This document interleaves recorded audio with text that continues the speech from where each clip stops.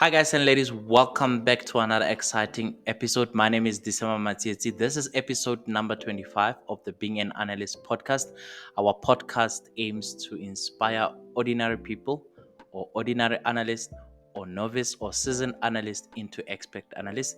Doesn't matter where you are along the journey, we are here to walk with you to becoming an expert analyst.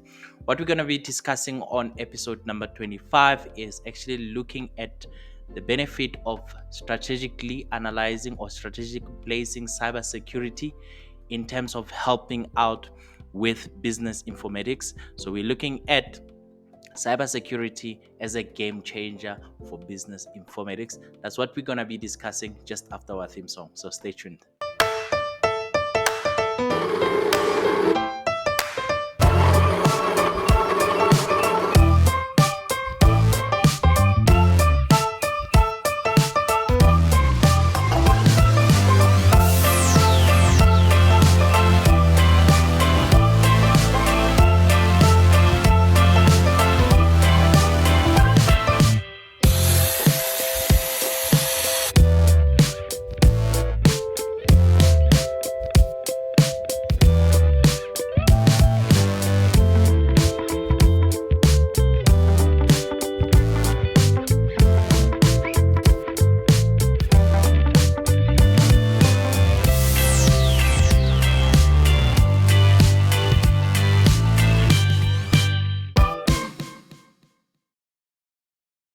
I'd like to constantly thank you for coming over here and being able to listen to this podcast. This podcast I actually made so that we can be able to share information, so that we can grow together. We go through all the comments that are coming through. This one about cybersecurity and business informatics was one of the questions that came through. And it's quite amazing that over the years, we've seen the link between companies or organizations that actually take cybersecurity seriously, as well as how they grow in terms of, because of cybersecurity, how they grow into becoming some of leaders within analysis itself. I must admit, half the time, those cybersecurity methods that are put in place, or controls or procedures, half the time they used to irritate me. But along the way, I mean, as soon as I went in and I understood what cybersecurity is, then I really, really started understanding the bigger picture, especially when it comes to business informatics. But before we start, let's just our podcast is going to be split into three portions. We're going to be discussing what is business informatics so that you can understand that. After that, we're going to have another segment that's going to be talking about cybersecurity, and then after that, we're going to be talking about some of your feedback so that you can tell us what you think. You don't have to worry. This is actually packed with informative information. It's quite informative, I meant to say. So what is business informatics? Let's just start with the first segment.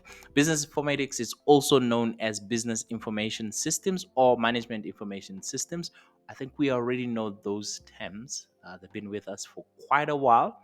MIS, BIS, that could also be another term for business informatics. Is a multidisciplinary field that combines elements of business, management, and information technology, or IT. So we know it doesn't matter which department you work on, as long as you are now putting in management and information technology, meaning that you're using information technology to actually drive decision making. You are now dealing within the realm of, or within the space of business informatics. It also focuses on the effective use of information and communication technologies, or ICT, to support and improve business processes, decision making, and organizational performance. This makes it quite important if you know how to manipulate or how to actually become a player in business informatics. Makes it quite important. It's a quite important role, and individuals that are playing that role become very critical. This is where analysis come in. Doesn't matter which department you're coming from, doesn't matter what role you're playing. All we have to do is, if you have information technology, you have a management component, and you are within the business, you are talking about business informatics. In the essence, or in another word, business informatics involves the application of IT solutions to address business challenges and achieve strategic objectives. Business informatics plays a crucial role in helping organizations leverage technology to optimize operation, enhance customer experience, and gain competitive edge in today's digital economy. So you can hear just from there, doesn't really matter which department you're sitting on. Half the time I would be getting requests that says, where does analyst sit? Is it an IT function? Where does analyst sit? Is it a business function? Is it a finance function, or is it a marketing function? And I always said, pick one name. It doesn't matter even if you pick a business analyst. You have a business analyst that sits in finance, you have a business analyst that sits in IT, and you have a business analyst that sits in operation, and they are performing differently, even though they are falling under business informatics. When it comes to analysis, you could be anywhere else within the organization with the same title, it still fits you, because you're doing the same, more or less the same process of taking raw data, turning it into information, and turning that into insights. So it requires the blend of business acumen, technical expertise, and problem solving skills to effectively address the complex challenges and opportunities at the intersection of business and technology. That summarizes it quite well. Let's look at the 7 things that actually can actually explain business informatics. First one, activity that you know is quite prevalent and we know about it, is data management. Why? Because you have to use data all the time. When we're talking about data, it doesn't really mean that analysis is about data. It can be anywhere. So data management, it's about managing and analyzing data to extract meaningful insights that support decision making processes. All of that has to do with data management. Also, second one is information system development, which is designing, developing, and implementing software applications and system tailored to specific needs of organizations. So once you are in that place, you are still, doing an activity of business informatics. The third one is the ERP, or enterprise resource planning, which ERP is about implementing integrated software solutions that streamline business processes across various departments, such as finance, human resource, supply chain management, etc. The ERP is quite huge, but working with ERP, or the implementation of ERP and the operation of ERP, also forms part of business informatics. The fourth one is the one that we all know about, and we talk a lot about it, is business intelligence, which is all about leveraging data analytics tools and techniques to gather, analyze, and visualize data for strategic planning and decision support. Analysis is not just business intelligence. Analysis is all the 7 things that we're talking about. So not just the 4. Okay, the other one, the fifth one, we're looking at e-commerce and digital marketing, where we are utilizing online platforms and technologies to conduct business transaction, reach customers, and market products or services. That can also include business informatics, and it's a good platform for us to know about, to actually implement our analysis skills within that space. The sixth one is it's all about IT governance and risk management, as we have spoken about it in episode number 22 and 23 and 24. That is the another nice function that we as analysts could actually be involved in. It's about establishing the policies, procedures, controls to ensure that the effective and secure use of IT resources while managing risk associated with the technology itself. So you can see our job is not just to extract ourselves out of the situation, but to actually be involved, sit there, and then understand how could we add more value in creating IT governance and risk management. The last one that we are talking about in this episode, it's about strategic IT planning. So aligning IT initiatives with organizational goals and objectives to drive innovation, competitiveness, and growth. And that is where we are saying to ourselves, how could cybersecurity become a game changer when you're doing strategic analysis or strategic IT planning. So that's the core function of that.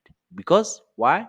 Because all of that falls part of this big umbrella that we call business informatics. So while we are there, let's just take a quick pause.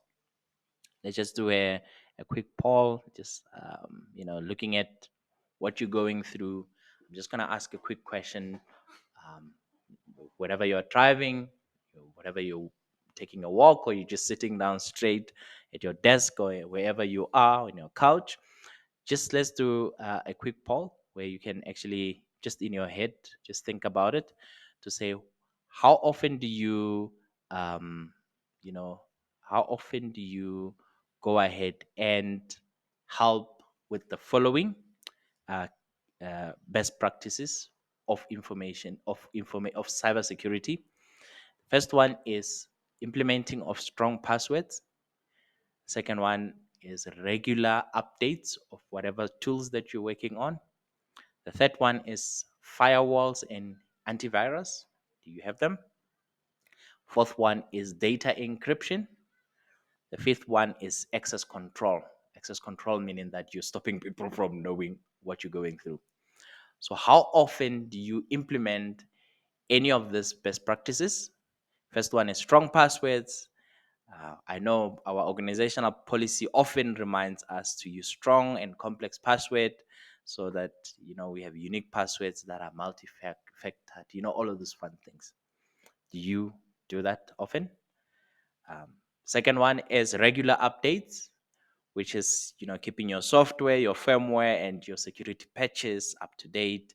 Irrespective, as analysts, we have the work pressure, and we always go around. I don't have the time right now. Irrespective of those work pressures, how regular or how often do you apply regular updates?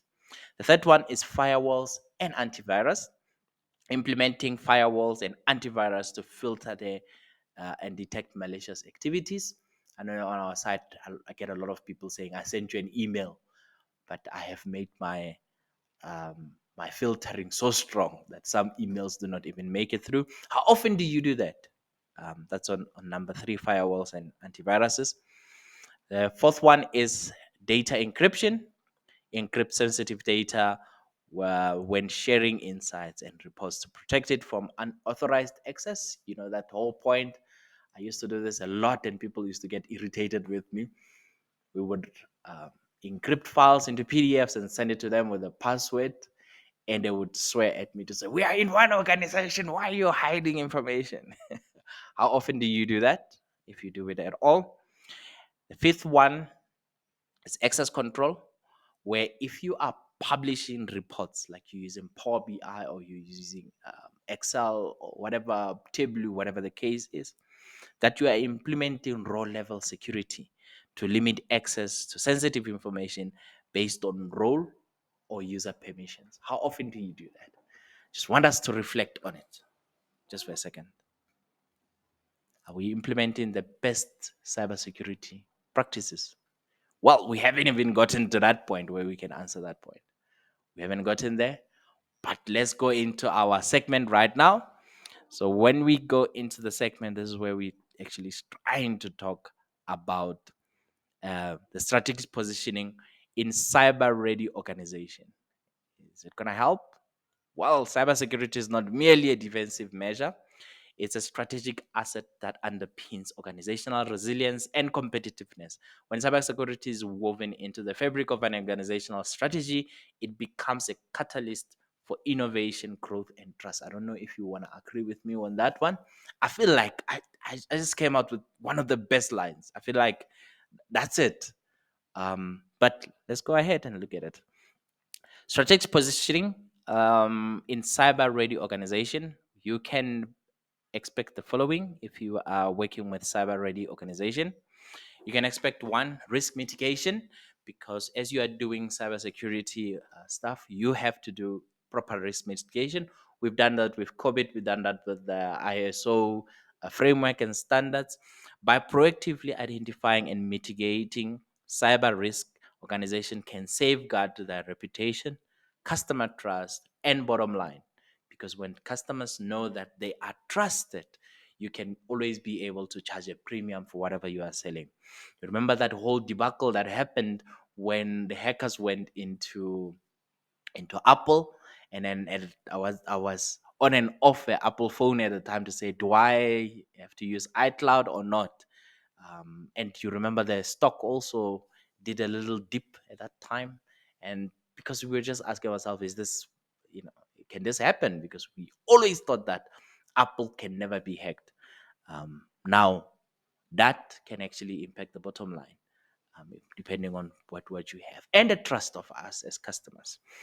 The risk aware culture fosters a strategic mindset that prioritizes resilience and sustainability, because when we have the proper things in place, we have the proper policies in place, the proper procedures in place in analyst teams, we can actually help the organization mitigate a lot of risk. Think about the poll that you just thought about. Any of those five things can actually help us enhance our reporting or destroy our reporting completely. So any of those five things can be able to come to our detriment.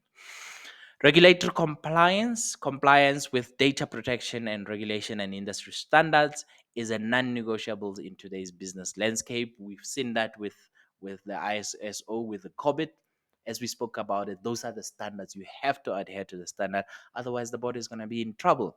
So organizations that prioritize cybersecurity is not only meet regulatory requirements, but also gain a competitive edge by demonstrating their commitment to data privacy and security. And that's what we're playing as analysts. It is a lot irritating, especially when you have to be told that you need 17 passwords just to do the normal report that you used to do, and your report is now becoming late. I know it is irritating, but it has to do everything else with regulatory compliance, and it has to do everything else to do with risk mitigation. And the last one, it's all about business continuity, because in an era of in an era marked by cyber threats and disruption, ensuring business continuity is paramount. Cyber ready organizations have robust incidents response plan in place, enabling them to mitigate disruptions swiftly and maintain operations without compromising strategic objectives. So we are able to help with that by just adhering to the cybersecurity strategic plan.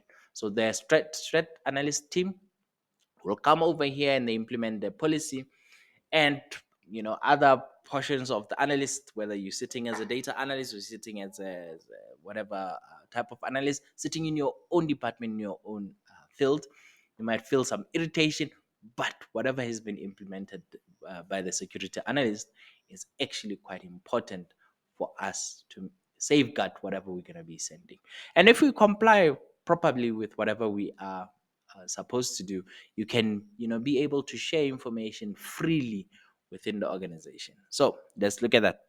Impact on strategy analysis and business informatics. Yes, let's look at that one. There's three things that can actually help us see the impact on strategy analysis and business informatics. The first one is data integrity and trust.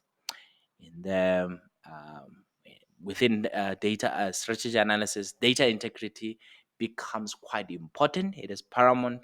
Cybersecurity measures such as encryption and access controls ensure that integrity and confidentiality of data laying the foundation for informed decision making and making strategic insights. So all of that data integrity tells us that because we know that not a lot of people has got access to tamper with the data, we in the executive room, boardrooms, or in exco, whatever you want to name them, management will know that the information that's coming from us as analysts is to be trusted and is to be relied on, because nobody has ever tampered with that information. It is as true or as real as it should be. And we have the second one is around informed risk management. So when you're looking at informed risk management, they say cyber threats pose a significant risk to strategic initiatives. By integrating cybersecurity into strategic analysis processes, our organization can access cyber risk alongside operational, financial, regulatory risk, enabling informed risk management decisions. So for us doing those risk management, I know we're doing that, the risk management metrics, we are able to say, oh, if things go wrong, we know that this reports will be impacted. I don't know if you've been asked to do that at work, but within my almost 2 decades, I used to do that all the time. I used to be asked, what tables are important, what processes are important, which reports are important, which cubes are important, that if something happens, a hacker goes into the server and then deletes those tables, what's going to be impacted? And I'll say, I'd created that whole maze to say this table links to this report, this one links to that report. And as a whole, at the time, I wasn't understanding. I was like, I'm supposed to do month end because I was sitting in finance. I was supposed to do month end. Why are you asking me this irritating things? But now I understand it perfectly. Last part is it enhance stakeholder confidence. Stakeholders' confidence is essential for driving strategic initiative forwards. Organization that prioritize cybersecurity inspire trust among stakeholders, fostering stronger relationships and creating competitive advantage in the market. Now that you have an idea of, how does cybersecurity, it seems quite small, cybersecurity, how does cybersecurity help us doing our business informatics? And the question is, are you going to now, become a champion for cybersecurity within your organization? Or are you going to be saying, you know what, let me just push back a little bit, I'm not ready for this cybersecurity stuff, it's too much for me? Or you're gonna come back and say, you know what, I'm willing to be the change agent. I'm willing to be the one who's going to be pushing the cybersecurity conversation further. I would like to hear your comments wherever you are. Take a moment and comment. And while you are there, please feel free to share this podcast episode with your friends, with your colleagues, so that we can grow the community together to make it bigger. While we are there, appreciate all the people that are coming through to our newsletter. We're having every day, we're getting new people subscribing to it, and even more people going into our WhatsApp group. If you want details of those, you can go to our website, or you can just follow me on LinkedIn, Disama Matsietsi on LinkedIn, and you can be able to get all the links that goes to all of that, where you can follow us and you can interact with us, you can talk to us. It's actually becoming a bigger community, and it's exciting, and I need you and your views every day as we are shaping each other's perspective based on what we are seeing. That's it for today. Let's meet again in episode number 26. Stay blessed.